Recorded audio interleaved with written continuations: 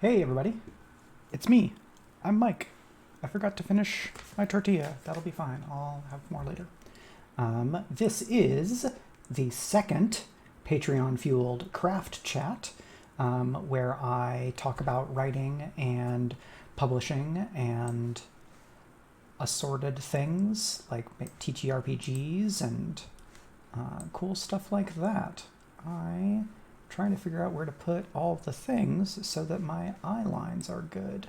I think this will probably be the thing we want to do. So, yeah, how's everybody doing? It's Friday, sort of like, so Meg works on Saturdays now. So Fridays are less Fridays for me. There's still more Fridays for me than they are for her because I try to write Monday through Friday. But it just means that the kind of rhythm of the week is a little bit different, and that's fine. Excuse me. So yeah, I just had some lunch, and I got some writing, revising done this morning, which is nice.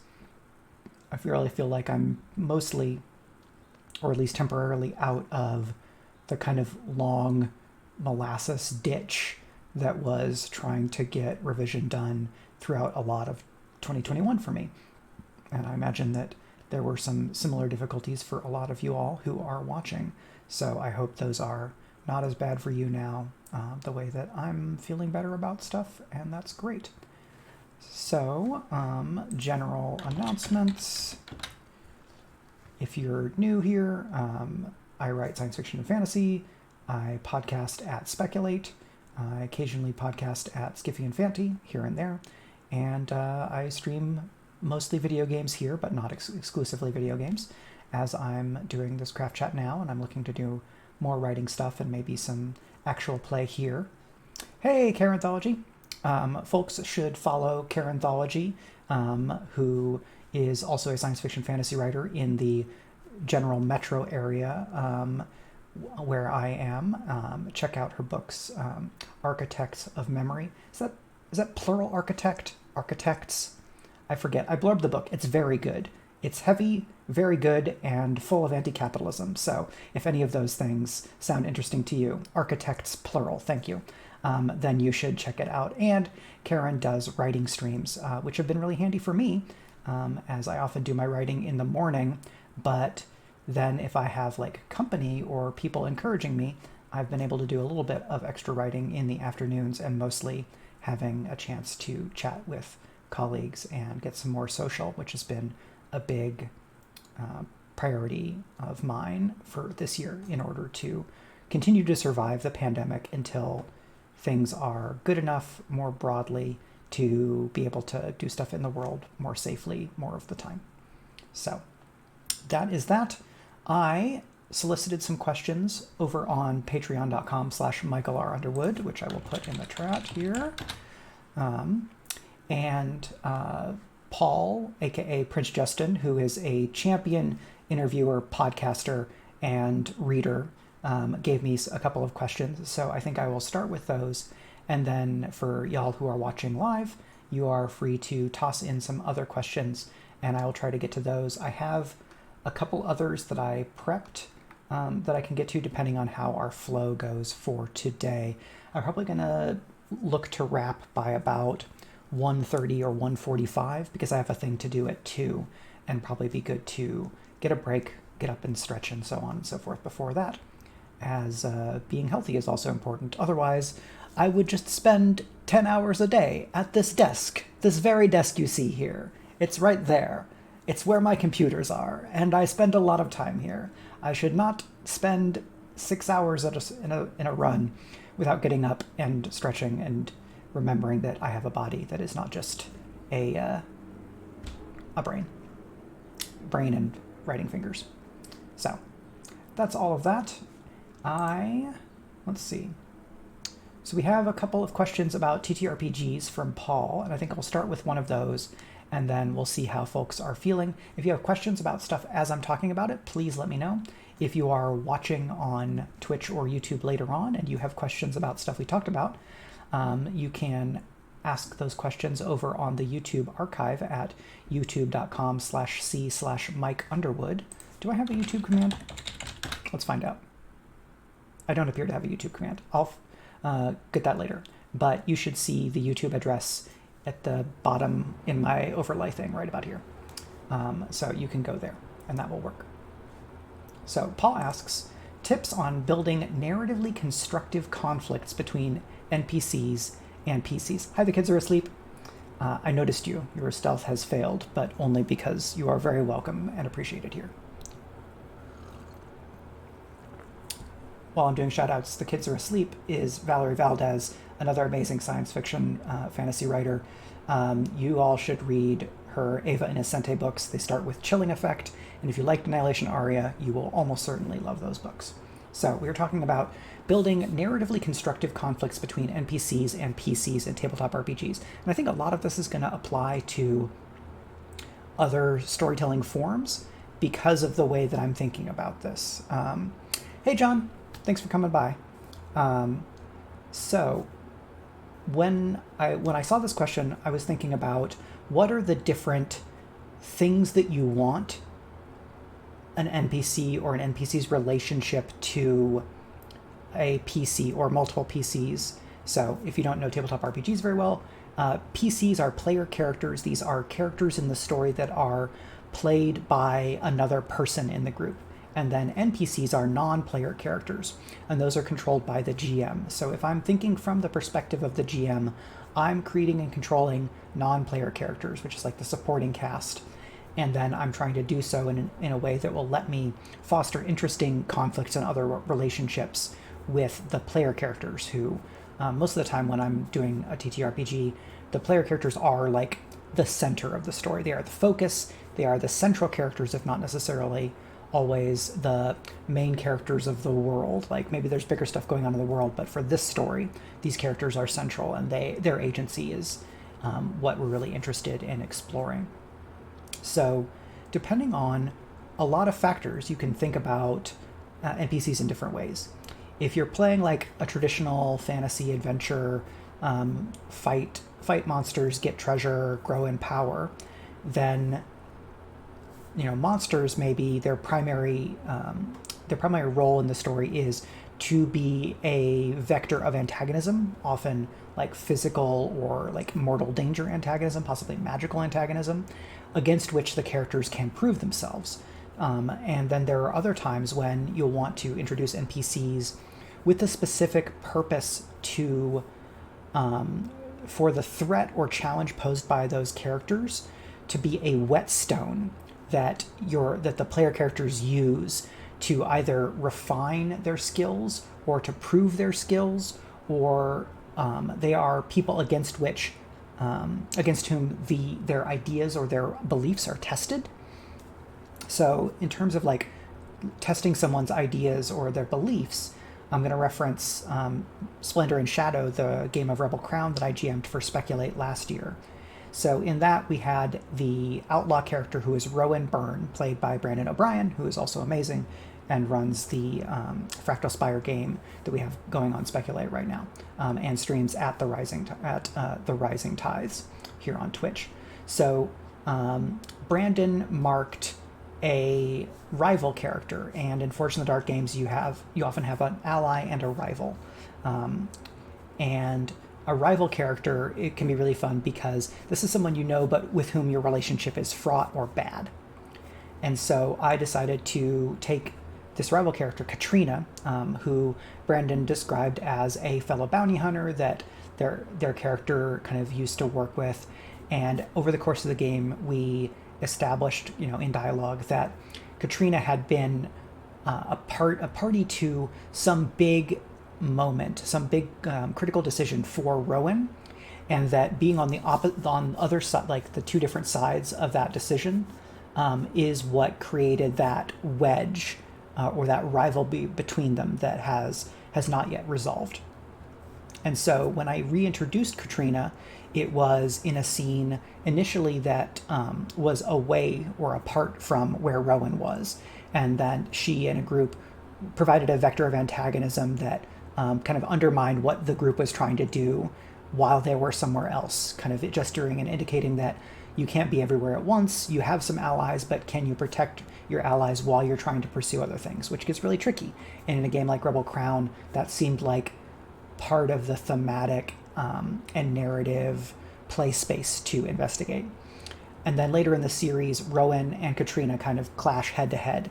And then there's several scenes where they are kind of talking and arguing. And in that case, I was using Katrina and her history with Rowan and her beliefs as a way to challenge Rowan's dedication to the retinue, basically the party, and to make them, Rowan, come to grips with their past, their own mistakes, the things that they've done that they're maybe not so proud of, by having Katrina be, at least initially, very confident in believing things that are different or and either are like largely or partially in conflict with what Rowan believes. But these are two characters who used to be fairly simpatico, then there was a big break, and now they're in different places in their lives, but they mean something to each other in some big way.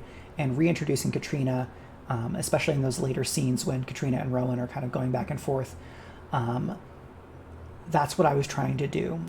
So hopefully a narratively constructive conflict where their conflict is along the axis of belief and allegiance, where Rebel Crown as a game has the characters like basically write down beliefs about other characters and talk to articulate a drive, what they want from not just this effort to kind of reclaim the crown for the claimant, but also just kind of make some changes in the world. And so you had kind of a character as Whetstone, or character as like somebody who would challenge the player character on their beliefs or where they feel they are strong. And there's kind of a sort of a slider I could imagine from like pure antagonistic Whetstone to pure like punching bag Showcase, where if you're introducing like a group of low-level enemies to let the characters kind of show off their powers or their fighting skills, then those characters are kind of a showcase. They are a move that you make as the GM to say, okay, well, here is some kind of challenge that you have to do something about, but you're not expected to necessarily really struggle a lot against them. Instead, they're a bit of a road bump, but mostly they are there so that we as the people who are telling the story and anybody who is watching can understand what these different characters can do.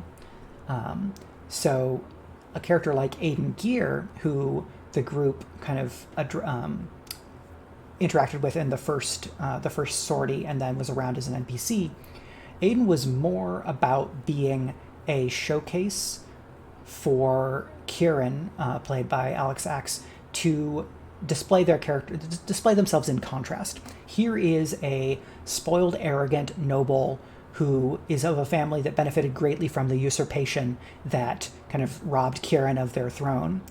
And this is someone who is like really bought in to this overall system, even if they have like interpersonal disagreements with members in that family. So Aiden and their mother just did not get along at all, and that created some opportunities. But Aiden, in contrast to Kieran, Aiden represents a more traditionalist establishment part of the nobility, and a different relationship between the nobility and the land, the nobility and the people of the kingdom. And so that character was, I used that character in scenes to kind of both challenge Kieran in terms of like, here is the status quo, here is what other people believe, how do you react to that? And for Alex to use that character kind of in those scenes as a showcase for this is who Kieran is, this is what Kieran believes, this is Kieran's capability as like a social operator and a diplomat who is experienced and skilled in dealing with other nobles. So you can have a character who is like trying to challenge somebody along a specific vector of either that character's belief or some thematic core of the game. Like if you were playing a cyberpunk game and one of your like part of your like thematic palette was like how do you gain and wield power without replicating the abuses of the existing power structures.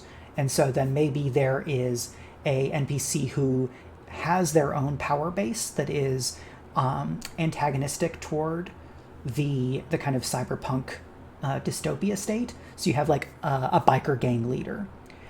But then you can have that biker gang leader maybe fall into some of the same pitfalls as the kind of corporate overlords. And so you have somebody who is an ally, but they've kind of internalized and are replicating some of the oppressive structures that maybe this group is fighting against on the bigger scale, fighting against the corporations. So there's the question of, is this allegiance something that you're going to be that you'll tolerate? Are these people crossing lines that you're not willing to cross, or do they start as better allies and then circumstances change and the characters have to reevaluate their relationship to these other characters? Or you could use an NPC and kind of flip that around to have like, okay, one of your characters has a biker gang that they're in charge of. Maybe then a lieutenant has different beliefs about what this biker group should be doing, and they're challenging the player character either on their own belief or along the kind of broader thematic axis. Or you have a lieutenant character who is there for the player character to display and to model and to explore what it means to be like a better leader or to not abuse power and something like that. So in Rebel Crown, a character like Cranel, who kind of Greg playing Venner Crace cast as kind of his man-at-arms lieutenant squire. When Greg was talking about Cranel and introducing the character, and then in talking with him, I got a bit of a sense of what I thought Greg was looking to do in Venner's relationship to that character, in terms of like, okay, this is what a knight should be, or this is what somebody in the nobility should be to the people that they give them fealty. And so we investigated through that character and the scenes that I did with Cranel and the ones that Greg asked for, like, what is it to be a good teacher and mentor to someone?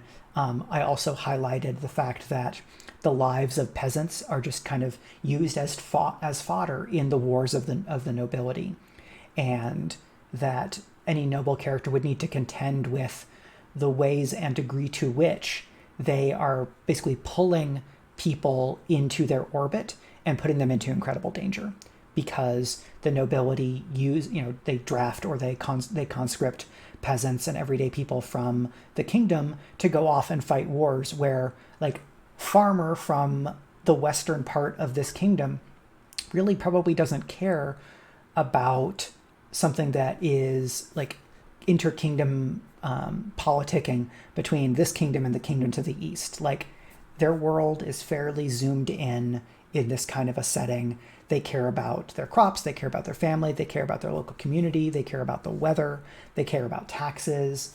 But then nobles kind of scoop up all these people to create an army, and then they go and spend the lives of peasants on this kind of bigger scale thing. And as somebody who is not in any way, shape, or form a fan of the idea of nobility or feudalism, but in a game where we had characters who were ostensibly heroic, were certainly the protagonists, but were a part of this noble structure, it was interesting to me, and I think to the players, to at least gesture towards some of those problems that nobility has, and then, where possible, give those player characters a chance to kind of struggle or contend with those problems, and either show that they were toward the better end of like what it would mean to be a noble. Like, okay, if a noble is actually a steward and a servant of the people that they claim to protect, and they're not abusive and not exploitative, then maybe there can be instances where individuals in that system can be better as people, can do better, even if those people do not then upset or challenge the broader system. So that provides a few different ways of thinking about how non-player characters can provide vectors, or it can establish dynamics where there is tension, there is uncertainty, it maybe is conflict, but it can be narratively productive. I think I'll spend just a little bit of time talking about counterexamples, because that may also provide perspective or insight by contrast.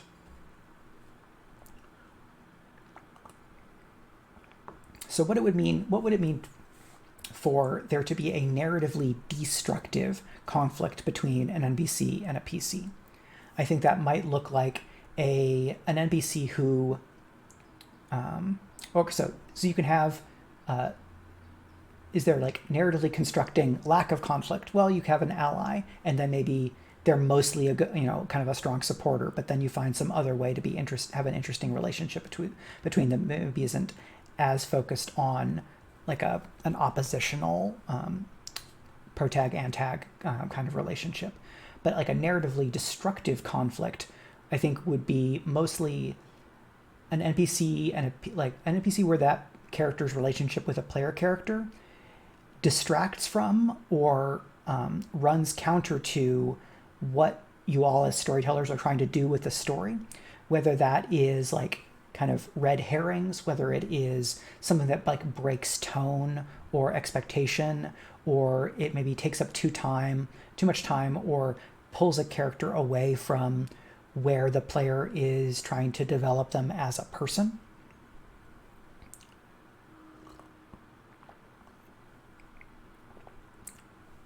So like, this is hard to think about because it's thinking about what not to do in a way that I feel like I have largely been successful in avoiding. But I think a big example here is just a character whose relationship with a player character just really has nothing to do with any of the rest of what's going on in the story. It doesn't have anything to do with what the story is doing thematically. It is out of tone. It is a relationship that's just between an NPC and one PC, and that any conflict or tension between those two characters really doesn't impact or intersect in any way with the broader plot of the story or with that player character's relationships with other player characters or other NPCs. Basically, you've got something where it's like, this is a whole other story, and I don't see how it connects. And if you're the GM and you've got this dynamic and you don't know how to like connect that with anything else, NPC who makes a PC look bad for no useful reason. Yeah, I think that's also a good example. The kids are asleep. So a thing that comes to mind here is the Wharf Principle, which is the idea that in Star Trek The Next Generation, Lieutenant Worf is a Klingon. He is like beefy, he's strong, he's a security officer, and in a number of episodes, there'd be an alien threat or there'd be some physical threat to the crew, and very early in the story, that being or group or person would just completely like knock Worf aside, would defeat Worf in physical conflict immediately and decisively. And what many people take that to mean was like, oh, that was a choice by the creative team to say, this is a real physical threat. Here is a main character who is established as being defined by their physical capability, and then they are defeated. So we can like put this threat up here in terms of like physical capability. But then what that means is that over time, Worf would consistently be defeated in physical combat, and that undermines the credibility of that character as the heavy, as the fighter, tough bodyguard type for that group, unless then there are other moments where you can calibrate how we think about the character by letting Worf be more physically capable than other characters, or letting him then kind of come back and defeat this antagonist who beat him the first time. If your martial character's record in fights is like drastically more toward losses than wins, you may want to reevaluate what that's saying about who that character is and what their capabilities are supposed to be, in terms of like what you have shown versus what you've told. Another suggestion by the kids are asleep, an ugly improv dynamic where you undermine PC choices. Yeah, I think if like just bad improv rules of PC says something that is like improvisational about the world or whatever, and then the NPC says, no, it isn't. And it's not just that the NPC is saying that in character. It's even worse if you as the GM are saying no out of character. So an NPC who is part of a player character's past could undermine that player character's backstory by claiming things that make the character look worse in a way that is not collaborative with the player. So if someone has a character who is like a Han Solo, kind of somewhat untrustworthy, fast-talking, quick-drawing character, and then someone shows up and they talk about Han as somebody who, is slow on the uptake. They describe something that happened that changes the characterization of the Han Solo character. Maybe sometimes you're looking to challenge or you're looking to complicate how a character is established or how they just like self-identify, because a lot of characters are also somewhat contradictory. Han is very much of that type where you fight when you should run, you run when you should talk, something like that. And a character can have faults, but if an NPC is undermining who the player has established that character as being, that can be destructive, because it's hard to do something like that in a way that is collaborative and moves the story forward, instead of, like, as the Kids Are Asleep says, basically violating improv rules where someone says thing and then person one says thing and person B says, no, that's not how that is. Okay, well, how does the story move forward? If you can clearly indicate that it's this way, B, no, it's that, no, it's not, is about an ideological or belief difference versus like establishing about something in the world. Like, I remember when, we would, shoot apples off of each other's heads back in the forest. And person B says, well, I don't remember that at all. Okay. That scene has just kind of gone, wait, where were we going? No, we stopped. What's happening? I'm a little hand puppet. So that's not great.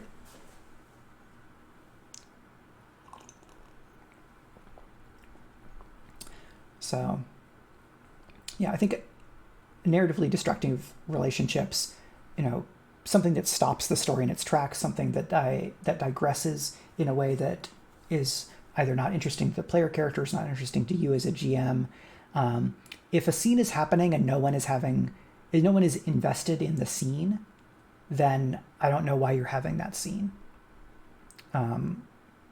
Actual play or TTRPGs as a form, you don't have to do every connective beat.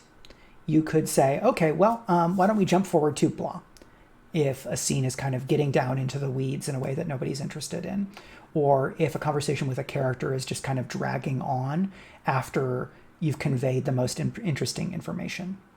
If you have a character who's like trying to disrupt or hound the characters, where the NPC's goal is to foul the plans of the characters, that can be interesting, but it needs to be done in a way that even when there is failure or there are challenges or the characters are like get a speed bump, that the feeling of story is still moving forward. The idea that people are trying things are happening, people are developing, characters are developing as people, they're being challenged on what they believe in, we're seeing things about the world, character relationships are changing. If none of those things that for you feel like interesting story are happening because of the way the NPC and the PC's dynamic is playing out, that's probably a good indicator to take a step back and think about what you're doing and reevaluate.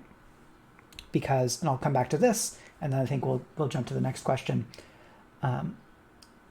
As a collaborative storytelling form, TTRPGs have the great utility where you can just put a hand up and say, hey, what do you think about the scene? Like, is everybody having fun? Is this okay? And like that register shift from like maybe everybody's in character to like kind of pulling back and saying, as collaborators, as co-storytellers, co-writers, or whatever, is this actually something that we're all interested in? Or if you're uncertain about whether a dynamic is working for somebody, you can just pause and say, hey, how do you feel about this scene? Or how this character is interacting? Like, and maybe you as the GM say, like, this is kind of what I was going for. Or you just ask and let the player tell you how they feel. Or you ask the group, is this working for you? What do you think about this? People talk about like Matt Koval is a like very popular YouTube GM advice person, and now he has his own company, MCDM. He really, really, really prioritizes immersion. The idea that if the players at any point lose their full kind of nicely enveloping blanket of belief in the fictional world as being really real, then you've lost it. You're no longer doing the thing well. I heartily disagree, because I am a Brechtian, mostly. When it comes to TTRPGs, I think that ability and utility of moving between registers of play, registers of discourse, where everybody's in character, but then somebody pulls back out of character to do a check-in or to say, hey, I'd really love for this to happen in this scene or something else. I think that that movement between registers, one, lets you do different things that you couldn't do in another register. It's very hard when I'm in character to say, is everybody having fun? And have it actually do what I need it to do when I, as the GM, say, hey, I want to step out of character real quick and check and ask if everybody is enjoying the scene, or making some kind of move to like jump to another scene or something like that. There's also internal, there's like more than just the 1 and 2 registers. And this is kind of borrowing from a variety of systems. Daniel McKay's Role-Playing a New Performance Art talks about something like this. And I think there's some other things. But the idea is there's like speaking in character. I do this. I draw my bow. I pull out an arrow, and then I, light it on fire, and I shoot the I shoot the knight. That's in character, kind of like an actor stance. You could do third person, where I, as the player, would say, my character pulls up their bow, draws an arrow, and then I as the player, I cast the fire arrow spell, and then my character shoots the knight. So that's more like kind of storyteller stance, where you're like, I'm, as the writer of this character, this is what they do. There's a bunch of different ways of doing these naming things. I should probably just write down my own way that I talk about all these things and just stick to it, so that I have clarity here and I can communicate that with greater clarity. Because I think maybe a better way of talking about it is first person is character stance, third person is actor stance, and then you can step even farther back to something like a writer or director stance, where you are speaking or operating as a co-storyteller versus as the person who is making choices for a specific character. So as the character, as the player, as a co-storyteller. And maybe those 3 registers of play are probably the most useful gradations. And so for some people, they may value immersion more than others, and that's fine. This is something that a group should communicate about. Something that I really like about Forged in the Dark role-playing games, specifically, and the experience that I've had with them, is that the way that they are structured, where you're encouraged to cut to the action, think about like objectives in terms of like clocks, like, oh, okay, you got 4 out of 6 on this clock. Those to me feel like tools that are especially useful for operating at that co-storyteller, writer or director stance, and to use communication on that level to then be able to be more efficient and more effective when we then jump back into actor or character stances, because we've gotten everybody on the same page about things in a way that may be easier than trying to talk through it just in character, or just doing kind of narration of the scene, like a narrator stance for a GM.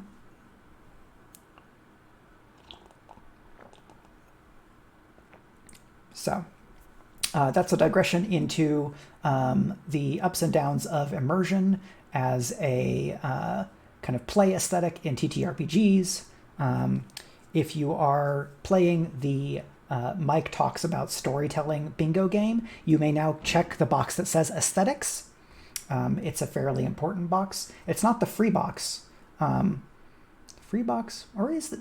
I don't think that's the free box. I think the free box is probably something more central, even though I do talk about aesthetics a lot. There's some weird beeping thing outside. I think it's like one of the app bike things, and so it's going, which is very annoying.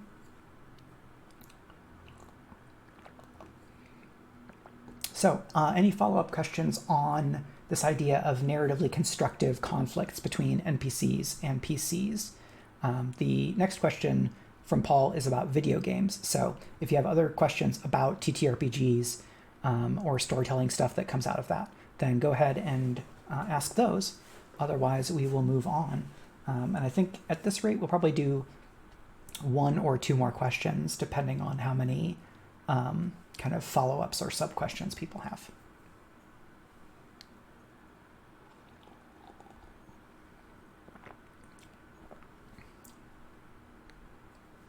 Okay. So the second question that Paul asked, and again, thank you very much, Paul. Thoughts on solo versus multiplayer in computer games. And this is actually something that I've heard people talk about a lot on like video game podcasts I listen to, like Waypoint Radio, and things that I've thought about myself, because being a full-time writer, I think I covered a lot. Yeah, thank you. When I do prep for these, I try to write down some things, but then understand and accept that a lot of how I think is by talking things through and imagining and improvising in the moment. And so if I have too strict of a script, then I cut off my ability to have interesting tangents and go on them. And I don't want to do that, because I think those tangents are part of what I have. They often represent insights or ideas that are the most distinct to me, and or are the most specific to the moment because they emerge from the moment. Though sometimes like having notes is really good because I had a good idea in that moment and I don't want to lose it because, 2 hours have passed and in the meantime I've like walked the dog and had lunch or something like that. So solo versus multiplayer in video and computer games. So in the video game world right now, there has been, like, over the last 10 years, there's been a really big push towards games as service and big online games. And so for people who don't follow video games a lot, games as service is the idea that you buy a video game or you install it for free, but then there isn't just a chunk of game that's released and then that's it. There's a game, and then you can play online, and you play online with other people almost always, and the game keeps putting stuff out. The game is maintained like it is like in the software world, there's blah as a service, and then there's things like now a lot of people can only get Adobe or Word as a subscription. So that is an application or software as a service.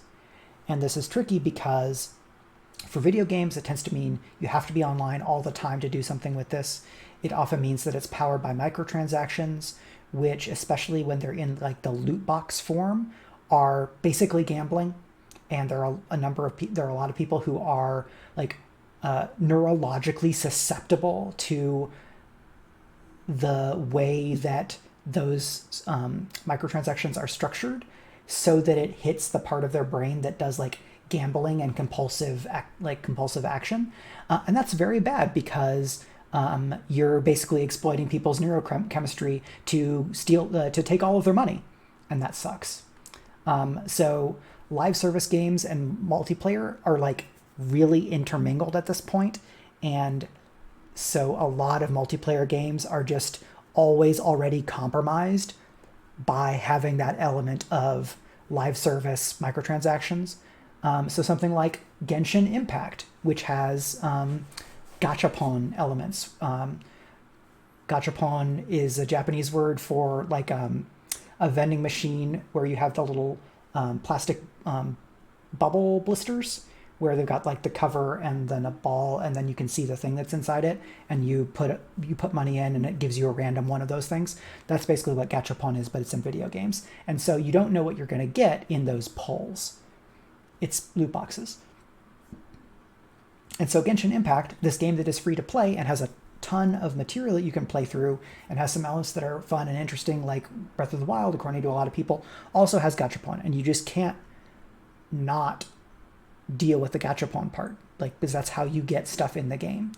And so there's a number of people who like, I really hate this part, but I like other parts of this game. And so they just experience friction all the time when they're playing the game because there's something in it that they like, but they are having to work around or kind of bite the bullet on this thing that's really fairly loathsome.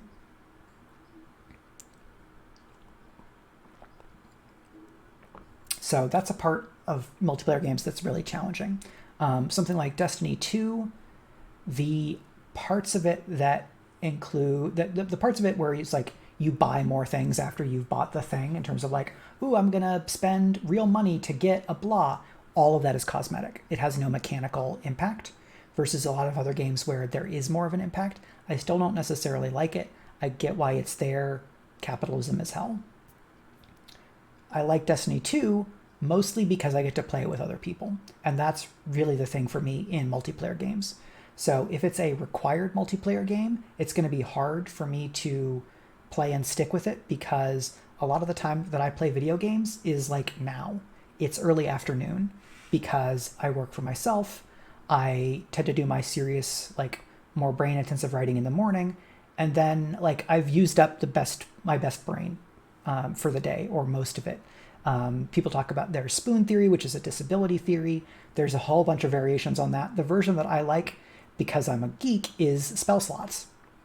So the idea that on any given day, especially for, and like this is for everybody, but people with a variety of disabilities, you wake up on any given day and you don't know how much oomph, how much go you're going to have, how much you can use some part of your body without it then become like starting to hurt or become a problem or give out on you. And so like from a like neurological focus standpoint, on any given day I have so much focus.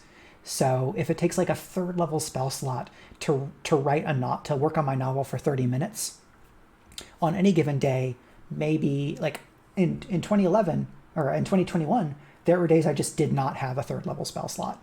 I did not have that much focus or energy to do things. Like I could do the dishes, I could shower and eat, but the type and quality of mental energy and creative energy required to do writing for me is greater and distinct from a lot of other things that are like, that tend to show up in show up frequently in conversations about like spoon theory.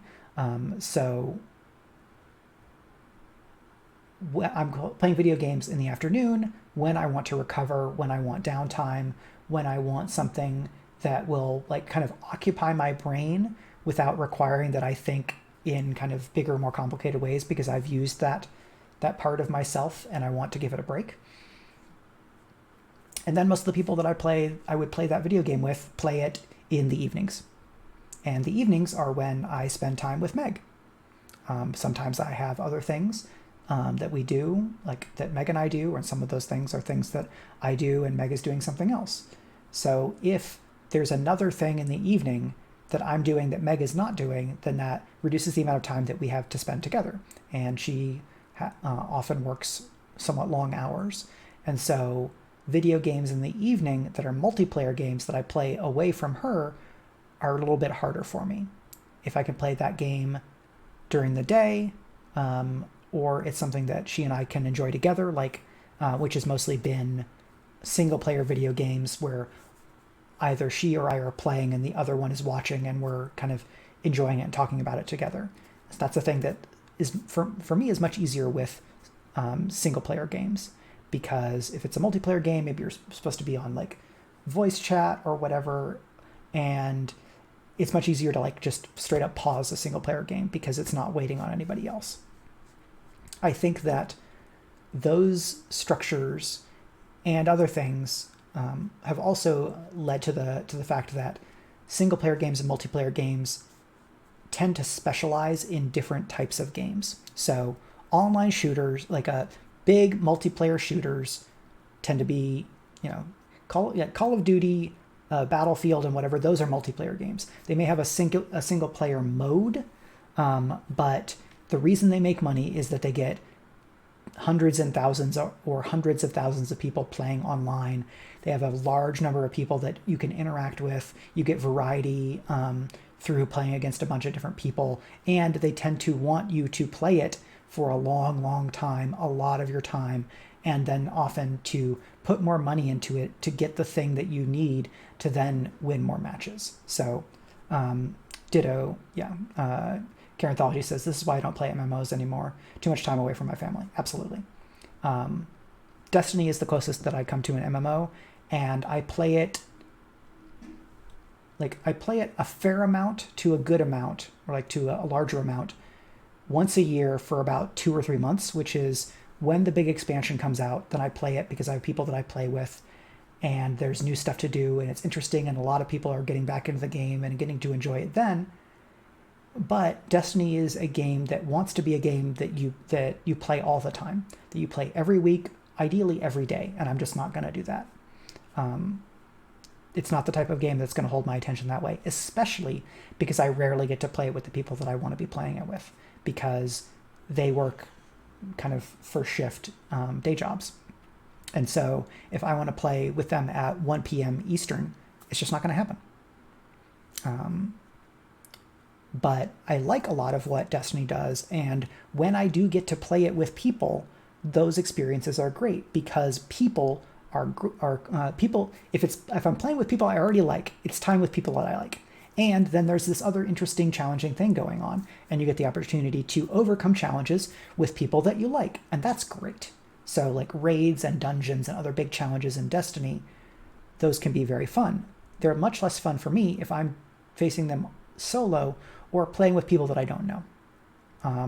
I've not done a great job of learning the skill that is becoming friends with people that you don't know before you played video games with them. It's just not something that I've done a lot. I have been very lucky in making and having friends from a lot of different other parts of my life, and so the video game thing has just not been a priority. Like, video games as a way of maintaining relationships and friendships with people who I already knew, can do, fine, totally okay. Another thing that I like about single-player games, especially certain single-player games, is that they are discrete, finite experiences. When I play the Sony Miles Morales Spider-Man game, there is the main story of the game. The game has a plot. It does this much of a thing. Let me see if I can go this way. There's this much story. There's like side content, whatever, but this is the main thing that it's doing. And so I can look at the game, I can go to howlongtobeat.com, a website where they log how long people take to beat a video game, and I can go, okay, it's going to be this many hours of a thing. And I can think, okay, I tend to play 1 hour to 2 hours in a setting or a seating. And I tend to play just one seating a day because I also write, and you'll see this brace here, which helps me not fuck over my wrist. So then I can get through a game. I'm very bad at finishing video games. You know what games are easier to finish? Games that are not too long. Games that have a specific, discrete ending. So I really like those. Those shorter games and games with specific, discrete endings tend to be on like kind of the more play a video, like movie, video game as a playable movie style. This is like the Sony House style, God of War, Horizon Zero Dawn, the Uncharted series, the new Tomb Raider series. I'm playing the Guardians of the Galaxy game that's on PS4, PS5 now. It's very much that kind of a thing. I like those because I tell stories for my job. When I'm having fun, sometimes I don't want to have to do the work of telling the story. I would like someone else to tell me a story. Because it is my relaxation time. It is input. It is inspiration.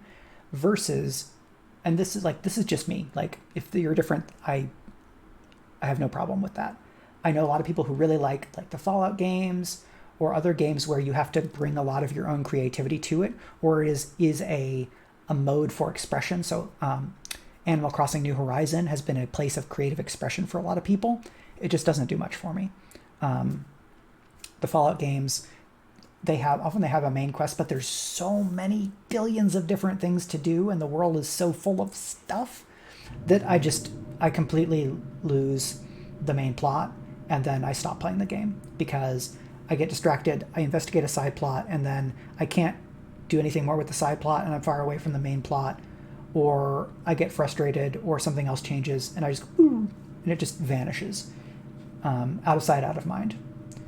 Versus a single player game with a solid narrative thrust, when I pick the game back up, I'm like, oh, yes, this is what's happening in the story. We have momentum.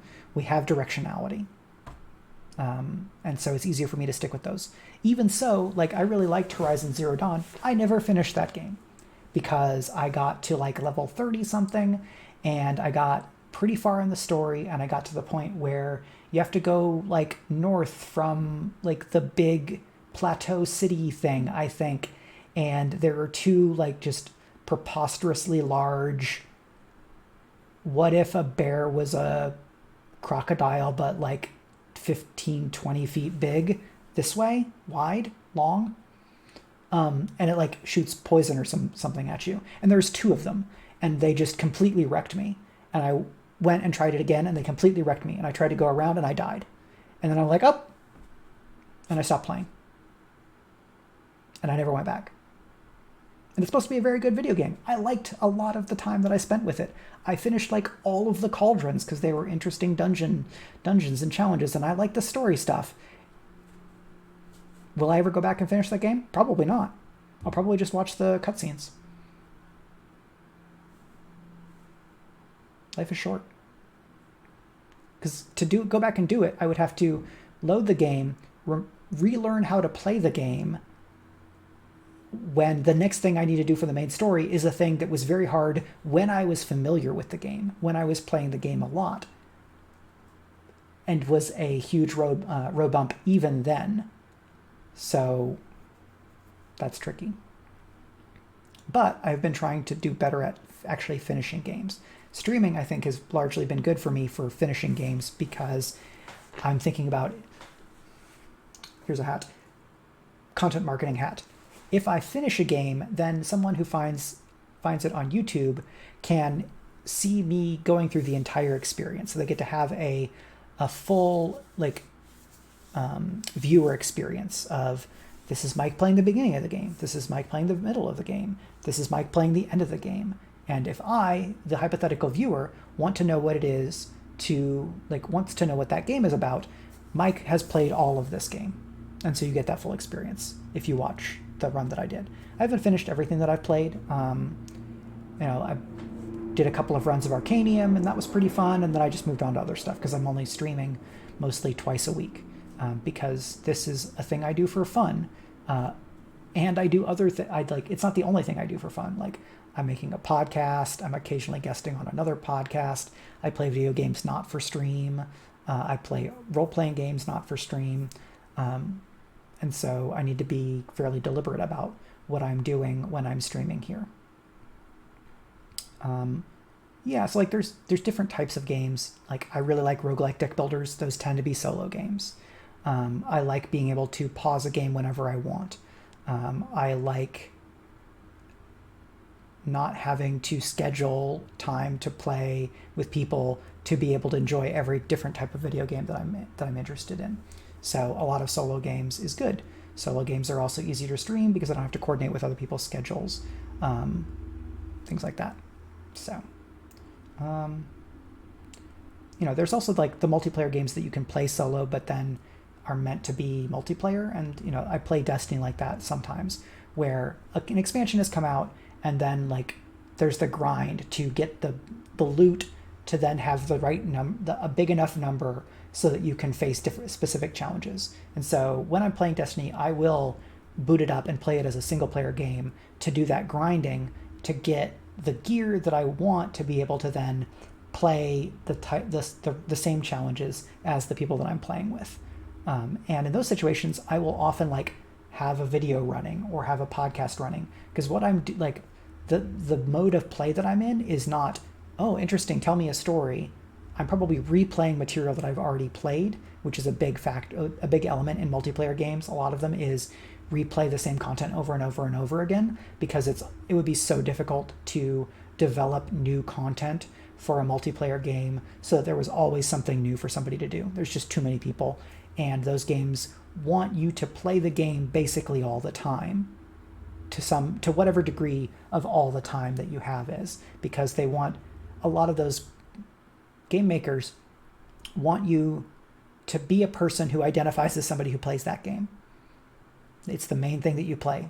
League of Legends, World of Warcraft, Destiny 2, Battlefield, whatever, Black Ops, Warzone, or whatever. I don't play those games, so I don't remember all their names very well. If you play a video game 20 plus hours a week, then like the people who made that game are like really, really happy because they've got you.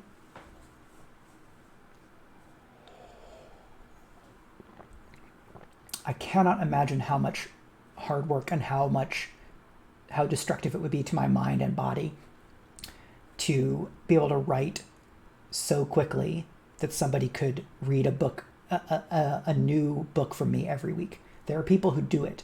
They write a whole book in a single week, and they've got things set up so that somebody is editing, and they're doing production, and it's like there's authors who's like, yep, it's been 7 days, they've got a new book up, it's at least 40 something thousand words. Could not be me. You will not catch me trying to do that. Like, more power to the people who can. They're probably hurting themselves, psychologically, physically. It's too much. That's too much work to do. No one should have to work that much. We should be moving toward a society where we're making it easier for any person who needs to work to be able to work fewer hours, because they're able to get more done in less time because of things that we've done, technologies we've developed, so that people can spend more time doing the things that they specifically want to do, spending time with their loved ones, kind of investing in their community, pursuing creative interests outside of their work. Like, I'm really lucky to be able to have my creative interest be the thing that I do to survive capitalism, because ultimately the money that I make is not as important for my family's kind of financial security. And so that's a great luxury that I have. I want everybody to be able to have that luxury way more than they do. Not necessarily like no one has to do any work ever whatsoever, because we probably are not going to get to that point, because there's going to be stuff that people need to do. Care work, there's a bunch of things that are really hard to automate and or are just going to be better if done by humans. I still believe that.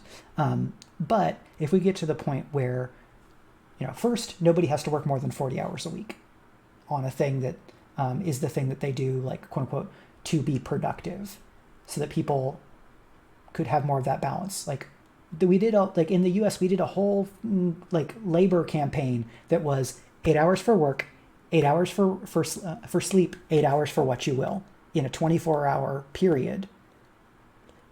And now, we're in the situation where people commute half an hour to 45 minutes each way. They work more than 8 hours because to do otherwise is to be seen as not being a team player. They skip their lunch break. They're getting, they're getting their wages stolen. And then, they have, okay, cool. Well, you've worked for 9 hours. You commuted for another hour and a half. And then you're spending half an hour at night stressing about work or answering work emails. Okay, cool. You're actually working 11 hours a day. Okay, cool. So you've got 13 hours left. That's a lot of hours that you don't have right away. So as a Blair's the International Socialist, I believe in making it so that people are able to express themselves and pursue interests and have hobbies in healthy proportions, and being able to enjoy things, but not getting kind of roped up in them as a way of extracting wealth from them. Extraction done by people who are already very, very rich and don't pay taxes, because That's the thing that the rich do, is figure out how to not pay taxes. And then they tell everybody that it's good and moral to figure out how to not pay taxes, when people who make much less of them get taxed more, because it's all cover for the rich getting away with the things that they do that are terrible. This has been your Socialism Minute. You may check the socialism box on the Mike Talks About Things bingo card. That's the middle.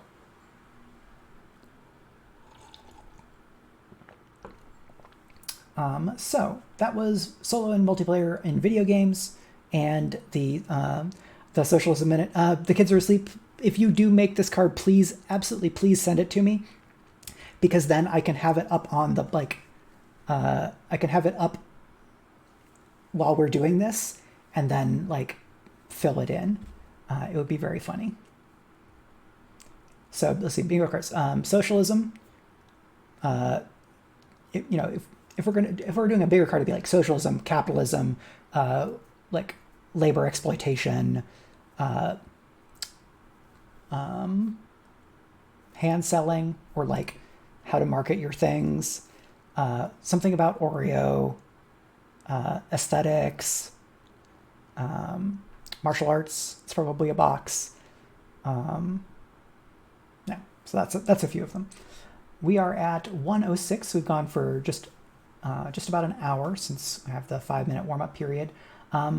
Folks who are here, do you have questions for me about writing or publishing or TTRPGs or streaming video games or something? It's not 100% AMA, because there's things that I just don't want to talk about with the internet. But yes, do you have questions for me? How are you doing? Excuse me. I recently had enough brain and spell slots to put up an essay on Patreon talking about Zoe York's idea of Series 2.0. I'm going to try and find that the link to that Series 2.0 video so that I can properly credit Zoe. I heard about Series 2.0 as a result, or during watching a kind of Patreon. Hi, Trifity Mats, thanks for coming by. I was watching Patreon specific content for the Patreon for Becca Syme, who is the kind of creator, founder, boss at the Better Faster Academy, which is a place where I took a class in January, which was Write Better Faster 101. And they did a whole bunch of things and talked about a bunch of stuff. And I've talked about some of my experiences with that class also on Patreon. That was earlier this week or last week.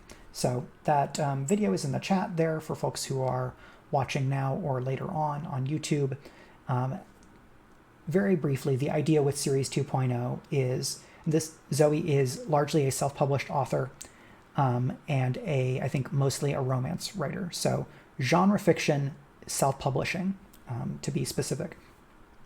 And so she talks about Arvin Eleron. Strange. New person in chat. I have a question. I've heard that the podcast Speculate is amazing, that The Girl by Moonlight Fractal Spire is the hottest new show on Twitch, and that Annihilation Aria is one of the great space-oriented found family stories of our time. Can you confirm if any of all of this is true? It's all true. All of it. Chevron and Star Wars Episode 7 and Chevron. Hi, Arv. Thanks for coming by. It's all true. All of it. Yeah, I think Fractal Spyro is going really, really well. So y'all should check that out. Folks, if you don't already follow Arvin Eleron, you should definitely go and do so. Arv just announced the upcoming re-release of his very cool novel Gray Shade, and a Kickstarter to raise funds for publishing the second and third books in that series, as well as a bunch of other very fun stuff. I think Arv just announced that on a stream sometime in the last week, but you should be able to find more about that at his Twitter handle, which is Gregory A. Wilson. Is it the whole word? Gregory A. Wilson or Greg A. Wilson? If you want to throw that Twitter handle link in the chat as well, so that people can go check that out. I think most of the people who are watching live probably already know, so that's Gregory A. Wilson, yeah. OK Streamer, is that the new version of OK Boomer? No, because I don't think so, because Arv is Gen X, and I'm a millennial destroyer of industry. Hello, fellow streamers. Yeah, that's me to teenage streamers, as Steve Buscemi.gif, where some 12-year-old is just absolutely elite at League of Legends and like in the top 0.1% of players, and I'm over here being like, I play video games in my spare time because they're fun, and I'm not trying to like be a influencer. It's the most cartoon about that. Took me a second to get. How do I don't remember what I did about the link stuff. Permit. All right. I think that should give you permission to post a link. I think I did a Twitch right. We'll see. I don't know.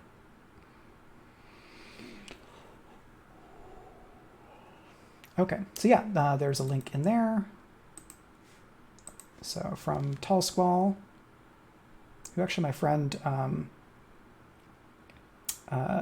Brian, I think knows from Video Games World. So this is from the comic Invincible. We have the younger guy labeled new streamer. So when do I stop forgetting to mute myself? And then the second panel is the dad experienced streamer, and then there's nothing else because the experienced streamer also forgot to unmute themselves, which is big mood. It's very nice because it takes a moment, but it is very clear. So that's good. Yeah, because you could easily believe that somebody just did not finish making the meme, but then that's the thing. So there you go. Very good. I'm glad that there are people who are studying memetics and meme culture in several alternate universes.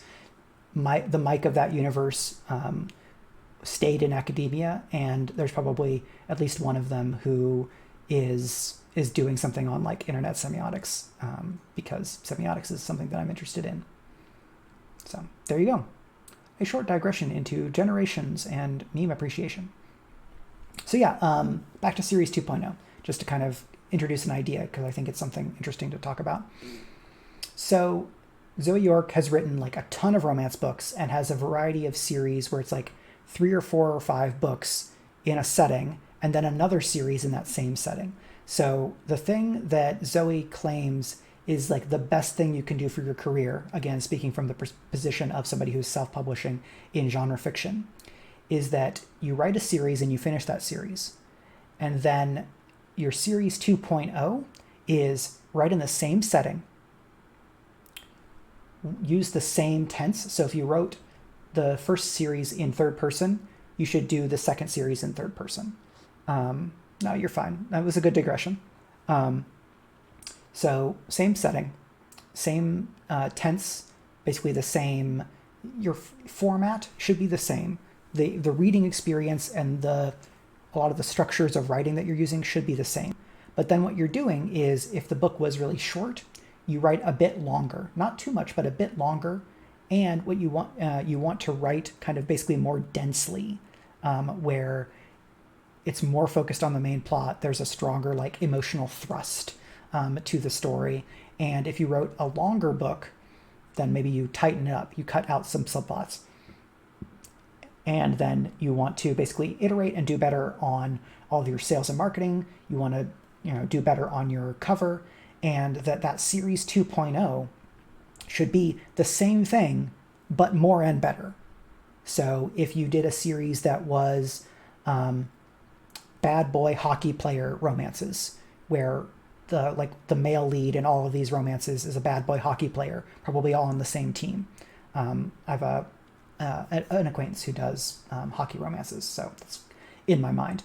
So you do that series, and then the Series 2.0 for that is bad boy hockey romances, probably with another team, where it's the same setting, but but it's going to be new characters or largely new characters, if not exclusively.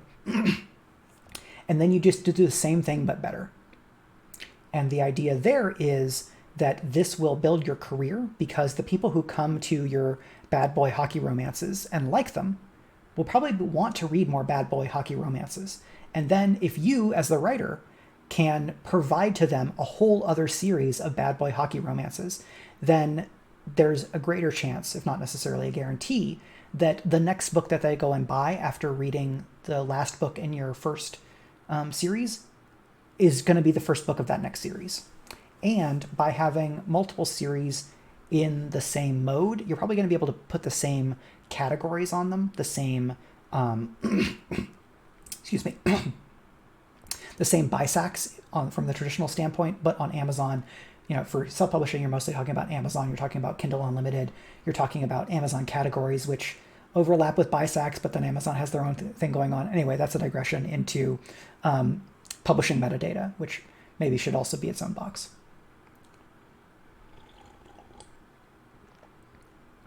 Yeah, Trifity Mats talks about difference between generations is important for writing and marketing, whether you're trying to reach all audiences or just trying to focus on a particular generation. Yeah, very much true. I think the way that I wrote the Reyes books were very much, I'm going to come around to places where Series 2.0 is not necessarily gospel. The kids are asleep, because this is something that I was kind of working on, and I talk about it in the essay. The Reyes books were written from my own experience in a lot of ways as a older millennial who worked in a game shop, came of age in a particular moment within geek culture. So I think the prime audience for those books were other people who were older millennials or younger Gen Xers with whom I shared a lot of generational media touchstones, versus something like an epic. Shield and Crocus is not quite as generationally distinct, nor is, I think, Born of the Blade, because both of those are not written on Earth, like they're secondary world settings, and neither of them included, I think, as many generational specific touchstones. There's also the question of if you can assign ideology or philosophy or kind of temperament trends to generations, okay, well, millennials came of age in a certain set of circumstances that have have made a lot of millennials less invested in capitalism, less invested in kind of heteronormative family milestones and things like that. So if you're writing a book that kind of uses the everything is about family and marriage and a house and generational legacy are really important, maybe that doesn't resonate as much with millennials, and maybe it resonates even less with Gen Z. But generational analysis is always painting with a very broad brush, and it's not gonna apply to a lot of people. And a lot of this generational stuff is generations within a specific set of socioeconomic, race and regional contexts. What it means to be a American millennial of the working or middle class is different than what it means to be a Chinese millennial, because the cultural context is different. The economic context is different. A lot of things. So all millennials anywhere, it's no, probably not for a lot of these things. So it doesn't matter. Thanks for coming by, Karen. Folks, make sure to go follow Karenthology if you want to hang out on writing streams. So back to Series 2.0. I think Series 2.0 is an interesting and useful idea for people who are mostly self-publishing in genre fiction. I think there are some parts of it that can be useful to think about. Hey, thank you so much, Nina Cipri. I would bet some pretty good bucks that Nino Cipri is the writer, Nino Cipri, who has a very fun, I think, pair of novellas that are about interdimensional hijinks through places that are similar to but legally distinct from IKEA. So you should check those out.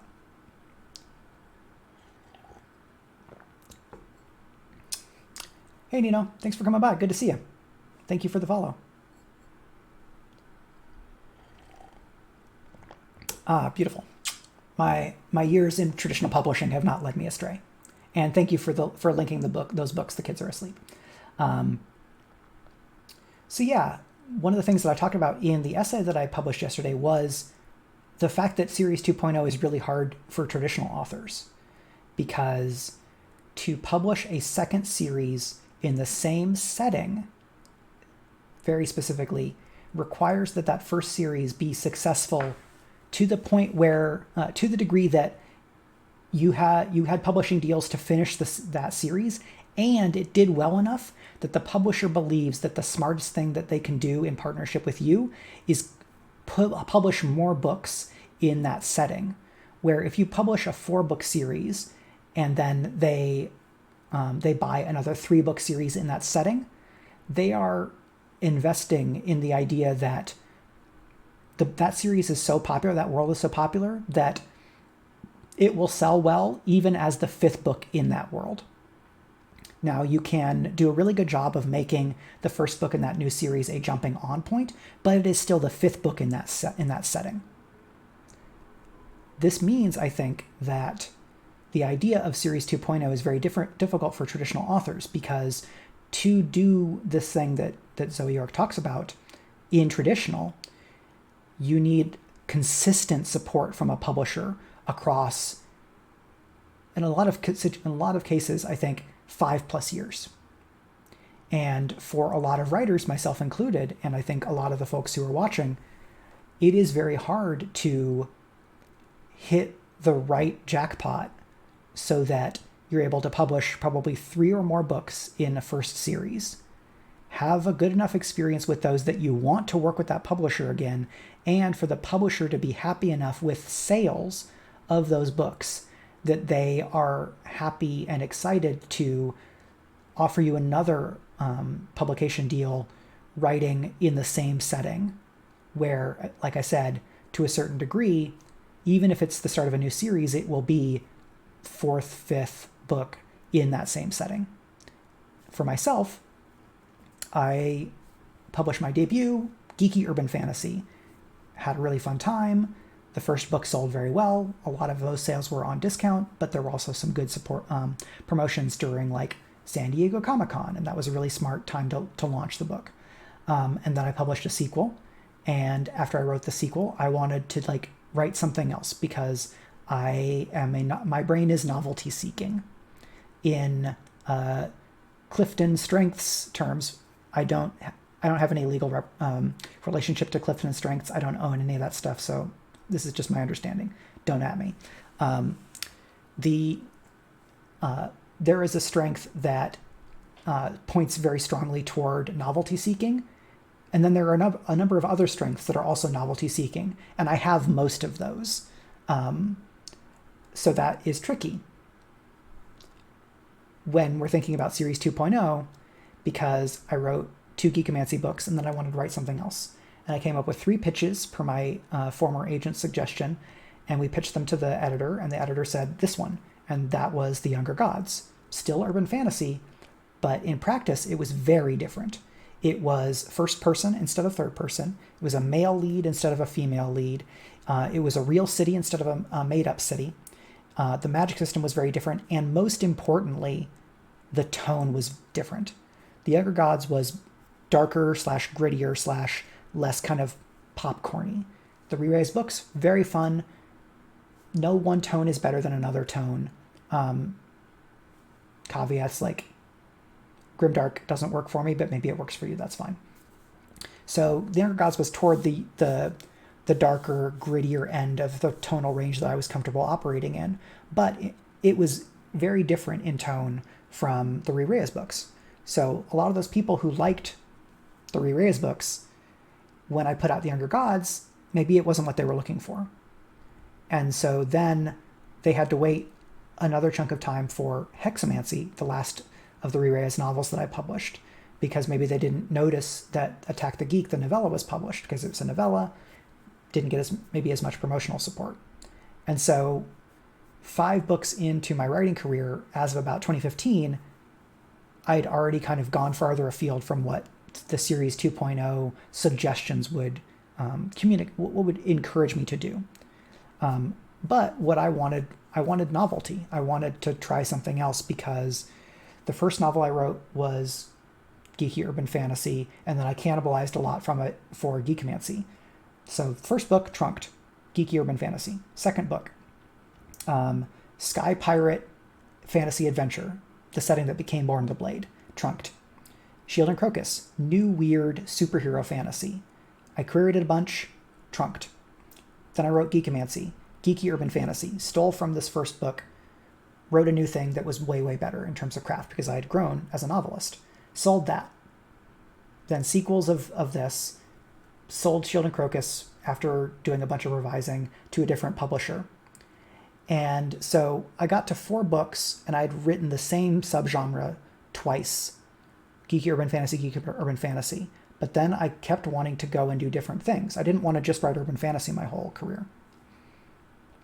Yeah, it feels like it means as a trad writer, if they want novelty, has to sustain multiple paths with occasional audience crossover. Yeah, and that's very tricky. If you don't write fast enough to be able to publish 2 books in a year, or probably 2 books, like a book every 9 or so months, then that gets trickier. I think in genre fiction, there's still, even in trad, a preference for faster publication. You know, a writer like Shauna McGuire just writes so much, and she can indulge her novelty seeking while maintaining pace of publication. Most writers are not able to write at Shauna's pace. Like, I'm very happy for the people who can write at that pace and it's healthy. That's not me. So that brings the question of, like, what do I do? I think that there is wisdom in this idea of Series 2.0. The idea that you can benefit by establishing a series or establishing your ability to write in a specific mode to satisfy a specific set of reader aesthetics, to establish what we would call a brand. And then you cultivate that, and if you go and write something that's different, it's hard to bring those people with you, because they got into geeky urban fantasy with this particular type of a lead and these types of characters. And then this other urban fantasy was not that. And then I published different books that were also kind of geeky, genre savvy, but they're science fiction. They're like dimension hopping science fiction. They're novellas instead of novels. It's a different publisher. It's several years, it's a couple of years later. And I think that made it harder for those geekomancy readers to even find the Genrenauts books. And then Annihilation Aria still had geekiness, still had kind of the action-adventure fun tone that is more in common with Genrenauts and geekomancy, but it was from a smaller publisher. It's it's space opera science fiction, and even with a fairly fun kind of poppy cover with this neon and the fun lettering and kind of a spaceship flying off into adventure kind of vibe, that still feels really different for a lot of people when you put it up against an urban fantasy cover, like a geeky urban fantasy. People who want to find and read urban fantasy, they read the Reyes books and they go, cool, those were fun urban fantasy books. This author has not written more fun urban fantasy books. The other books are something different. So maybe I lose out on the opportunity to sell a 5th book to that person after they bought and read the 4 Reyes books. That was the cover for Annihilation Aria, Trifidi Metz. I'm getting some glare, so I'm trying to angle it. So, is book. Becomes less about long tail and more about solid comps and cross-marketing within a publisher genre. Absolutely. Yeah, I think, and, ask the question about how to find and retain core audiences. So that's kind of the place to go to, right? Is when you're a traditional author, like whether a publisher wants to give you another deal that's not all the way under your control. Like you can write the best book that you can support it to the best of your ability, you can have a great agent who's really helping you, you can have colleagues that are supporting you, and then the publisher is still the one who decides whether they want to publish more books in that series. So I think that some of the ideas of Series 2.0 are still things that you can apply above and beyond this other stuff that I'm going to talk about, which is that subgenre and setting are not the only ways to create continuity in your work. That I think an author brand does not necessarily only ever have to be a subgenre brand or a series brand or a setting brand. That while there are people who write their whole careers in one setting and have a great time and do very well, if you are someone who wants to write across subgenres, write across settings, there are still ways to think about and then communicate to an audience that there are continuities.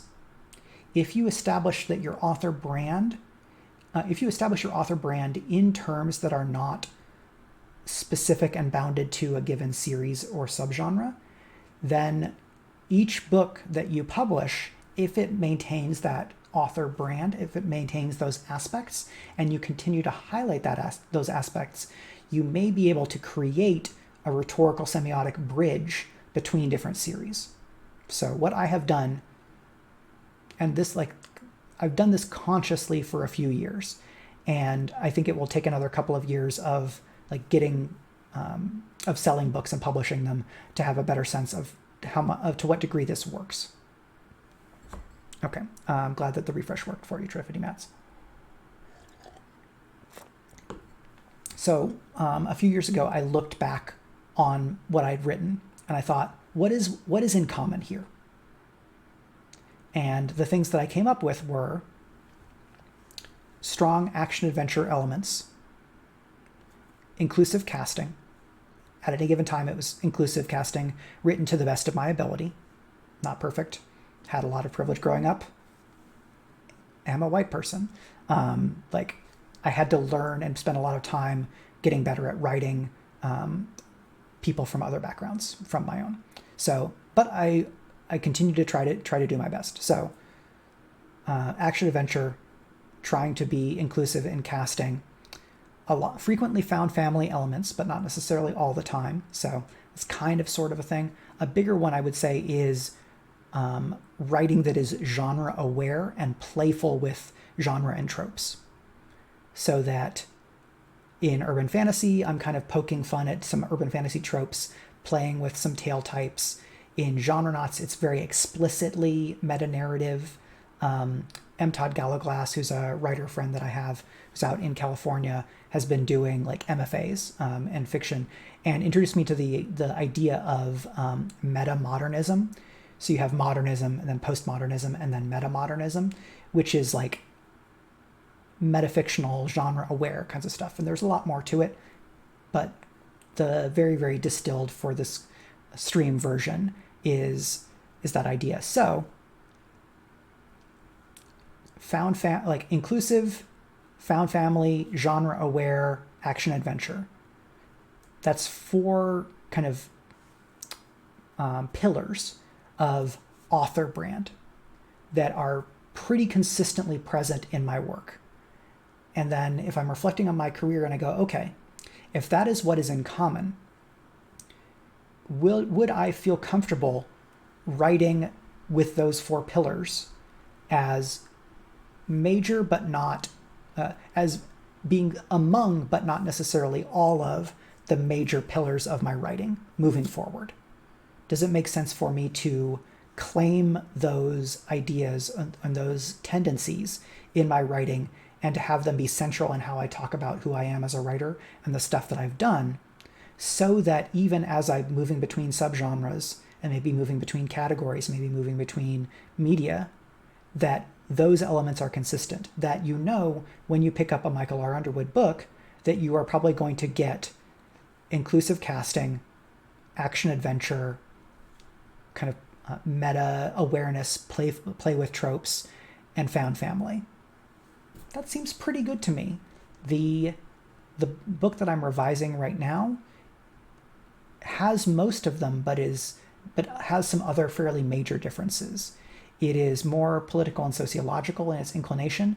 The action-adventure element is less central, though there definitely is some action-adventure and like kind of interesting fight scenes. It definitely has kind of my perspective on and commentary about tropes and conventions within a certain subgenre of science fiction. Here are some challenges with that. I don't know that I have seen a lot of publishers do a great job of echoing or foregrounding a author brand that is constructed in that fashion. It has been my experience that publishers are mostly comfortable with branding an author by subgenre and most specifically by series. So, because the publisher's efforts are proportionately stronger in most venues than in individual authors because of scale, I think probably a thing that will be really important for that type of branding to be effective in building a career and retaining audiences.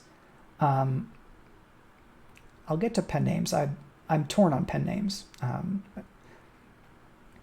If you can, if I sell this new book to a publisher, when I'm talking with the editor and the sales and the marketing and publicity people, I'm going to want to figure out, how do I help them help my career?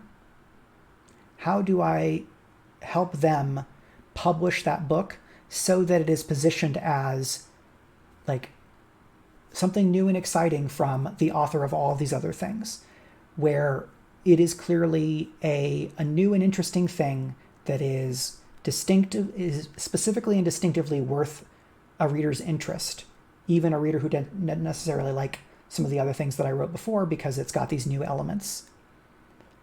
But to publish it not as, here's Michael R. Underwood, we're ignoring everything else that this author has done. I think I'd love to hear more on that. My expectation would be that literary fiction publishers tend to focus on an author brand more compared to like a series brand in science fiction, fantasy, horror. Is that what you're getting toward?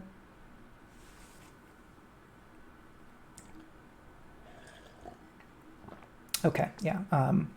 They say where authors become their own brands and have longer times between books. Okay, cool. I'm glad that we're simpatico on that. And I think it's a good point. Thank you for bringing it up.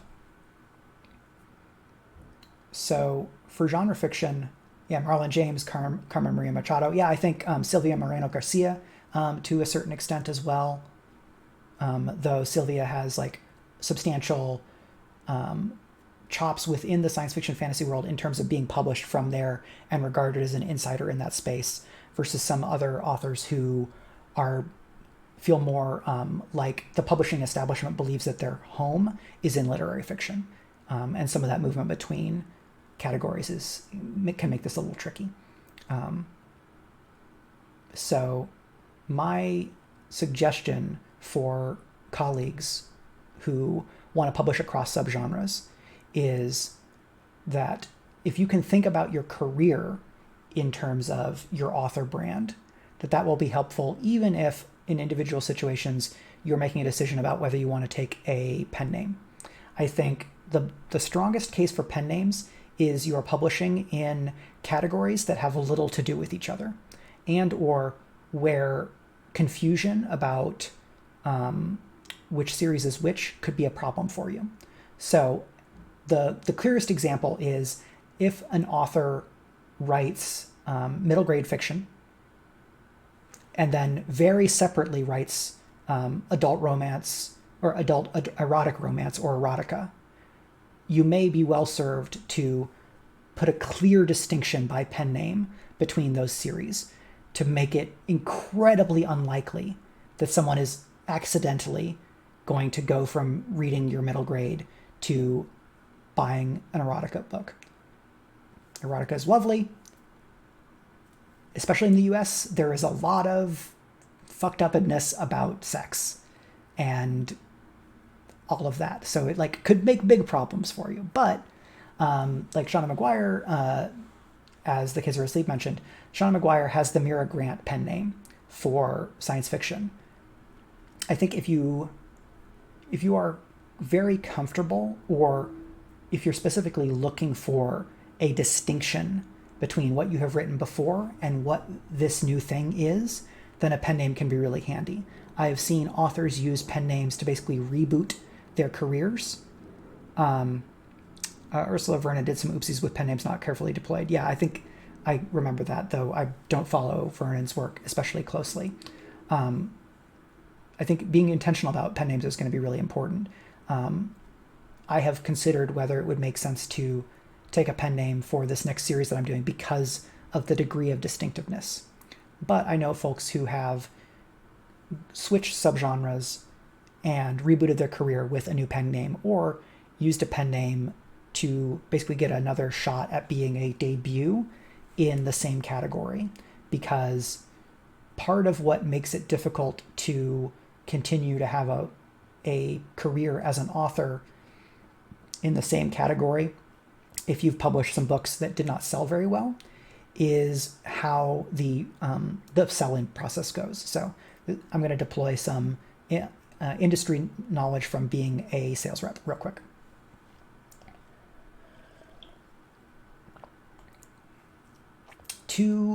For a Big Five publisher to buy your book, there's a good chance that somebody in the sales department will have to sign off on buying this book from this person. What the person in that sales department is likely to have done is they've gone to BookScan. And this knowledge is very specifically US centric, so I can't speak to elsewhere. I'm sorry that I cannot in the same way. They'll go and look at BookScan and see what BookScan's numbers for your previous books are. There's a big asterisk here because BookScan is not the whole market. BookScan will capture physical scales largely, physical sales, and they may miss notable chunks of where your books were sold. Some wisdom indicates that BookScan often captures between 40 to 60% of your sales. It can be higher, it can be lower, depending on category, depending on individual book. So if hypothetical author published maybe a whole epic fantasy series, and in BookScan, that series is listed as book 1, 13,000 copies, book 2, 7,000 copies, book 3, 2,500 copies. That can create a problem for a bookseller, because a bookseller might look at that and go, this sold about half as many in book 2 and then less than half as many from book 2 to book 3. And they look just at that 2,500 number and they go, I don't know. Maybe it seems like people lost interest. When in reality, sales are going to diminish like that because not everybody that read book 1 is the right reader for that series. And so you're gonna lose sales. Also, book 1 will have had the most time to sell, right? Because book 1 comes out and then time passes. And people come to the book after its release. Not everybody was the right reader. Not everybody knows that book 2 exists because discoverability is difficult, especially in a market where there is not as much shelf space specifically for genre fiction in a lot of retail stores. And then the same thing from book 2 to book 3. Somebody gave the series a second shot, didn't like where it was going, and so they're not going to be the person who buys book 3. Book 3, because the series has already been trending, book 2 sold less than book 1, maybe people skip out on book 3, and then there's fewer chances to sell book 3, and then book 3 doesn't sell as well. And then when the salesperson goes and look at BookScan, they have a harder time being excited to then publish this book where they have to go to the sales reps that they are working with and trying to encourage and entice into focusing on their own books and making it as easy as possible for those reps to go to the booksellers and tell a story about why this book is interesting and important and it's something that they should bring in to their store. If instead you are trying to submit a book under a new pen name, even if it's an open pen name, it becomes easier for somebody in sales to go, okay, well, now I know that I can present this as something new. Maybe we don't tell the booksellers that pen name is a pen name for person who already has a track record. Or the pen name is being used to make it easier to distinguish between what you're doing over here and what you're doing over here. And part of what you get out of that ease is a fresh chance at a book scan record.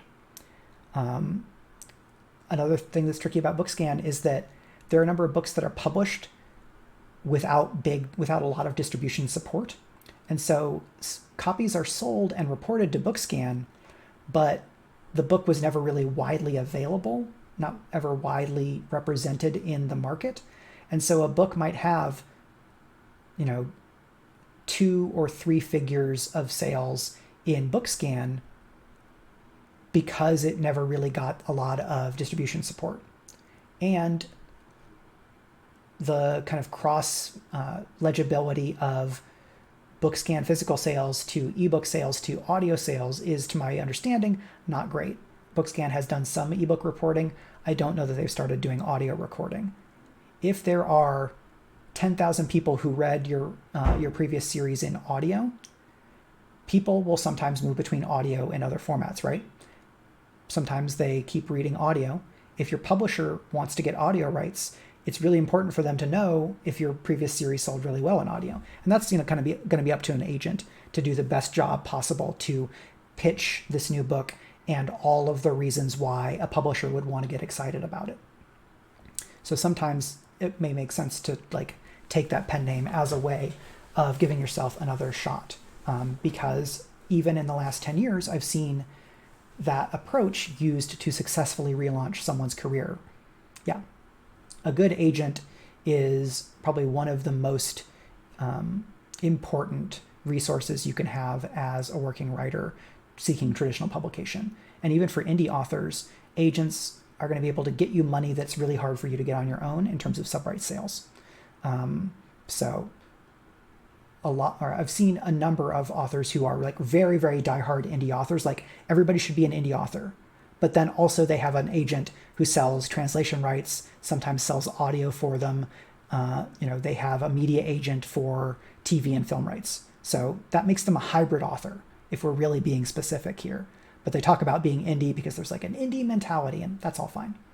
But agents can do all these things for you in subrights and in kind of traditional primary rights for all of those things. So if you're uncertain about what you should be doing to try to give yourself a chance to sell a new series, to build on what you've already done before, especially if it's in the same category and you have some concerns about that, or if it's in a different category or subgenre and you have some concerns about that. That's tricky because, for myself, and I need to wrap up soon, I see that we're getting close to 2. My books are in urban fantasy, epic fantasy, space opera, and science fiction. Genres is the subgenre for science fiction there is not especially evident. Probably action adventure science fiction is the BISAC that we want to think about for those. And so finishing this book, it's probably if I revise it to the degree that I'm looking to, it will be a big jump forward in terms of craft for me, but it will also be fairly distinct. The action adventure elements are less central. It's less funny. It's more political, sociological. But I think it's going to be a really good book. I think it's already a very good book. It just needs to get a bit better because the bar is very high right now in traditional, because there's been a lot of consolidation and some places are just publishing fewer new authors. They're trying to publish new stuff by established authors. So part of the trick there is convincing them to see me as an established author, where I do have, a track record and I have connections and all that kind of stuff. But my publishing record is across a number of subgenres. And so that means that working with my agent, we need to do the best job that we can to come up with a very strong, compelling story of this is why this book is great and why you should be publishing it, that then my agent will make that argument to these editors and then to the publishers. And that's kind of how we try to do the best job that we can. I don't, unfortunately, have an easy answer for the question about how to carry all of your audience with you, how to get the chance to do Series 2.0 with a traditional publisher when maybe for any number of reasons your previous series ended with much lower sales, or you didn't even get the chance to finish the series. While publishing remains in the mode that it is in, where it is both novelty seeking and very risk averse, where they want to publish debuts, publishing something that is new and exciting and very familiar and easy to package and sell, but also very high concept, instantly adaptable into TV and film, but strong and compelling in ways that are specific to fiction. While there are fewer editors and a lot of books are not getting a lot of promotional support. Because, again, capitalism. But there are things that traditional can do that indie publishing just is still not capable of doing. Until we are in a situation where dozens and hundreds of and then thousands of authors are able to get their self-published or indie published books into hundreds and hundreds of physical bookstores and libraries easily because they have sales and distribution support, trad will still have a lot of advantages over indie in that category. There are other advantages to trad, but that's kind of a different topic. I've talked a lot on that kind of thing already, and we're getting close to 2. So again, a great agent, like a great agent who's a good agent for you, is incredible. It's really useful to kind of form kind of affinity groups of colleagues. I've been very lucky to kind of do some more brainstorming and chatting with some writer friends, including The Kids Are Asleep, and have done some mentoring and coaching for people, forming a cohort of people where you're all supporting each other, you're all blurbing each other or signal boosting, or you do fun things together that markets all of your stuff. Like, all of those are ways to not feel alone, to support and be supported, and to basically have somebody to go through the crap with, so that you can complain more privately rather than necessarily complaining more publicly, because there is some degree of toxic positivity in terms of publishers not wanting to necessarily be associated with people who point out the problems that exist and continue to exist in publishing because reasons. More capitalism. It's the same thing. It's just capitalism all the way down. Turtles. But I want to keep doing these because I have lots of experience, and I want people who watch this to be able to avoid problems that I had to deal with, whether it is making choices that ended up being not so great for your career, or just kind of running into standard publishing problems that maybe are easier to deal with if you know that there's something that can happen, and all of that kind of stuff. So if you would like to kind of get alerts for when this next craft chat is going to happen, you can follow me here on Twitch. You can you can subscribe over on YouTube at youtube.com/c/Mike Underwood. No R in that one. Just Mike Underwood. You can follow me on Twitter at Mike Underwood, and you can become a patron at patreon.com/Michael R. Underwood. This very stream is brought to you by my Patreon, in that because people are supporting me there, I am doing this extra stream because it's a somewhat easier way for me to talk about craft and share the kinds of information that I have often shared via essay, because there was a big chunk of time when essays were very difficult for me to muster enough brain and focus for. I have gotten back into doing some writing and essays on the Patreon a bit. I'm hoping to be able to continue that. I want to continue this as well. If you already have questions for the next craft chat, or stuff that we didn't get to, then you can go over to Patreon, become a supporter, and post on the post about this craft chat say, hey, I missed the chat, but I wanted to ask a question for next time, and I'll just make a note of that. Or you can, ping me on Twitter at Mike R. Underwood, and we'll keep doing this as long as the Patreon support is there, as long as I have this interest. And yeah, it's really fun to get to talk from this perspective and share my experience more specifically on writing, as opposed to like occasionally talking about writing while I'm playing some other video game and stuff like that.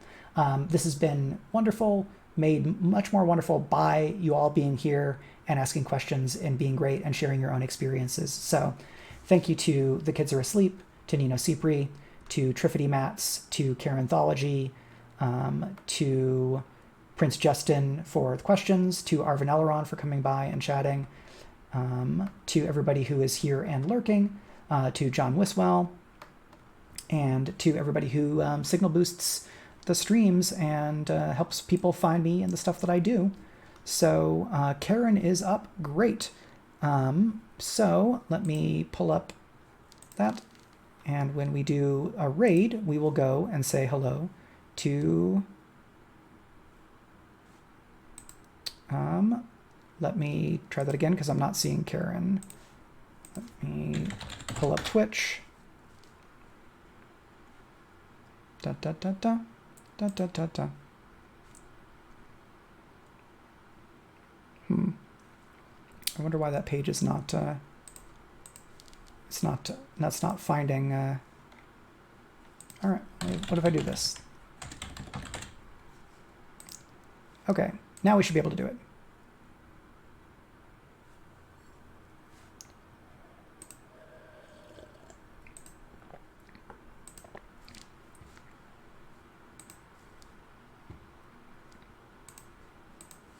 We go.